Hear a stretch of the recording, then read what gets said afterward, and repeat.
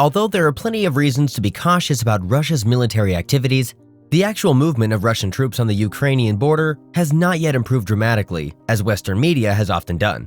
The main danger now is that growing propaganda between Russia and the West could further advance military deployments and increase the likelihood of conflict, even if this was not the case at first. First and foremost, in understanding the fundamental dynamics of the current crisis, it is necessary to understand the various components of the threat of Russian invasion. The threat is naturally built on both skill and purpose. That is to say, on the one hand, Russia needs physical strength in order to carry out effective military activity of a level that reflects a perceived threat. And on the other hand, Russia needs political intent to do such work. In a classic military situation like this, skills are often easier to test than purpose. However, the timely evaluation of potential attacks is still a complex issue. Historical reasons. The most important influence on Putin's worldview has nothing to do with his KGB training or his desire to rebuild the USSR. Putin and the people around him have been shaped very deeply, rather, by their way to power. That story, which we have been told many times by writers Fiona Hill, Karen Dawisha, and Catherine Belton recently, dates back to the 1980s.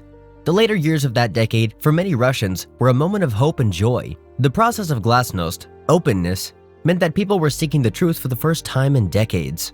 Many feel the change is possible, and they think that change is possible. Putin missed that moment of elation. Instead, he was posted to the KGB office in Dresden, East Germany, where he survived the fall of the Berlin Wall in 1989 as a personal tragedy. Although Putin missed the euphoria of the 1980s, he certainly played a full role in the greedy ideology that gripped Russia in the 1990s. After experiencing the effects of the Berlin Wall, Putin returned to the Soviet Union and joined his former allies in the massacre of the Soviet Union. Failed claims of U.S. intelligence. In early November 2021, U.S. intelligence sources began leaking information to the media about a possible Russian attack on Ukraine. At the time, the information suggested that Russia was building its troops on the Ukrainian border, and that there was credible intelligence that raised the Russian leadership's intention to launch an offensive across the border as soon as January 2022. The leak was backed up by occasional satellite imagery depicting the massive deployment of Russian military equipment in areas near Ukraine. However, there are reasons to be concerned about the validity of the border test of this intelligence and its public representation. The existence of a threat vision over the past 3 months makes it difficult to dispel the possibility that Russia's recent military action is in fact a response to widespread national tensions and a tool in ongoing negotiations. Deployment in context. The deployment of Russian troops near Ukraine until December was closely linked to the work that began with the spring exercise in April. It is absurd to consider current developments outside the context of this year-round project. Following the spring trials that took place across the Russian-Ukrainian border, from Belarus to Crimea, large quantities of Russian military equipment remained in the theater.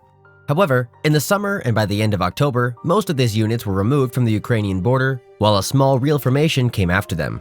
While the numbers may appear to be rising sharply, consider the fact that this amounts to less than a tenth of the total number of anti-Russian units that keep them permanently in this part of its territory. Despite the fact that this military movement is certainly a cause for concern and vigilance, one view is rapidly reducing the urgency that has been called for over the past few months. No clearly defined political objective. Putin has already felt the effects of Western sanctions and is working hard to find a way to bring it down. Ukraine's blatant military invasion is likely to lead to new logical sanctions by the US and the EU, and little is left of the sentence without severing economic ties between East and West, leading to a situation similar to that of the Cold War. Russia's domestic turmoil, both about the potential economic crisis and the possible political consequences, paints a real picture of doomsday for Russia's elite.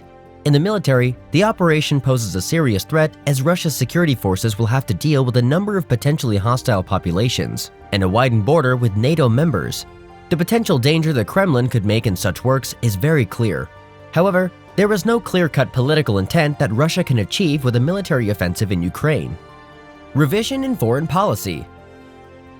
Since at least February 2007, in delivering his unpopular speech at the Munich Security Summit, Putin has been pursuing a revised foreign policy aimed at overturning a global security order that emerged at the end of the Cold War. Putin wants to re-establish Moscow's empire in the former Soviet Union, including NATO members in Eastern Europe, and to weaken NATO and the European Union. In pursuit of this goal, Moscow launched a war against Georgia in 2008, conquered Crimea, and launched an unspecified war in eastern Ukraine in 2014. and now threatens to launch a major war against Ukraine. If Putin succeeds in Ukraine, he will turn his eyes to those NATO members in Eastern Europe.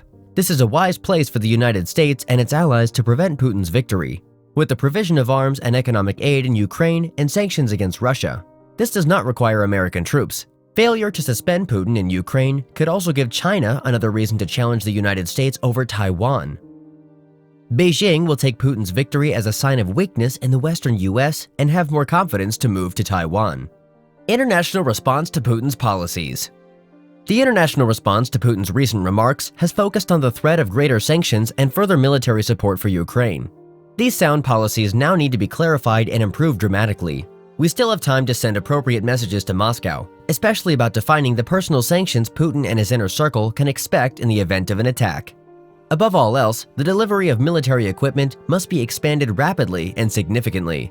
While Ukraine has received a large number of aircraft weapons from the country's partners in recent weeks, Russia's unchanging position suggests that the number and type of weapons entering Ukraine have failed to deter Putin. Rather than viewing military service as a cost, Western governments should view it as an investment. The benefit of this investment will be regional stability. What would a Russian victory over Ukraine look like? Russia may intend to overthrow Ukrainian President Volodymyr Zelensky, increase territorial benefits in eastern Ukraine to see rebel republics establish a bridge from the Crimean Peninsula to Odessa and the Moldovan region of Transnistria, or at least all three. Putin will seek to plant tensions and instability in Kyiv, which is likely to be a powerful cyber attack against targeting key infrastructure, including power, heat, and communications. He will continue to use influential campaigns based on injustice and indirect information, and may use special powers to carry out destructive activities in the capital. Russia will seek to establish air pressure within the first 2 to 3 days by destroying Ukrainian airlines and quickly integrating shipping into the Black Sea and blocking Odessa. On the ground, Russian troops are likely to commit 3 crimes at the same time: heading north to threaten Kyiv, heading west from the Donbas to the Dnieper River, and moving south from the Crimea, which may turn west towards Odessa. But even in this case, it is not possible to take Ukraine directly. Even the Soviet Union tried to maintain a certain view of Ukrainian independence. Putin's victory will include a new Russian pro-government government that adopted the rebel republics of Donbas and the annexation of Russia from Crimea. Final words.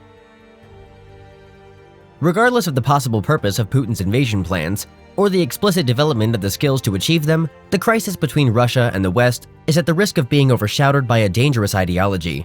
If incomplete or exaggerated interpretations are encouraged, this may easily get out of control, as there are still a few opportunities for sincere devotional efforts. The current crisis situation also highlights Europe in particular. Standing between the Russian military and the US intelligence agencies must find its strategic independence by defining independent threat assessments and planning its course of action to prevent potential explosive situation.